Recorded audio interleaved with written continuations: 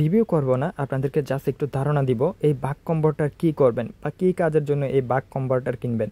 প্রথমে আমি বাক কনভার্টারটা এখান থেকে বের করে নিচ্ছি আপনাদেরকে দেখানোর জন্য।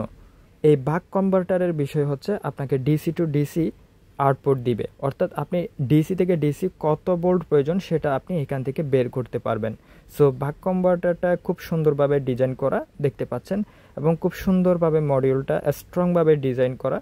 তো এখানে দেখতে পাচ্ছেন অনেক সুন্দরভাবে হিটসিং লাগানো আছে এবং মসফেটের সাথে, এবং একই সাইডে দুই সাইডে দুইটাই মসফেটের সাথে হিটসিং লাগানো আছে এবং একটা কয়েল রয়েছে, 4টা ক্যাপাসিটর ইউজ করা হয়েছে খুব স্ট্রং। এবং এখান থেকে কত ভোল্ট নেবেন সেটা অ্যাডজাস্ট করার জন্য, অ্যাম্পিয়ার অ্যাডজাস্ট করার জন্য এখানে দুইটি সুইচিং রয়েছে, যে সুইচ দুইটার মাধ্যমে আপনারা এগুলো কাজ বা সেট করতে পারবেন। আপনার ব্যাটারির পরিমাণ যদি অনেক বেশি হয়, ব্যাটারি থেকে যদি সঠিক পরিমাণের একটি আউটপুট বের করতে চান, সেই ক্ষেত্রে আপনারা এই মডিউল বা এই বাক কনভার্টার ইউজ করতে পারেন, যেখান থেকে 300 ওয়াট পর্যন্ত আপনারা আউটপুট পাবেন।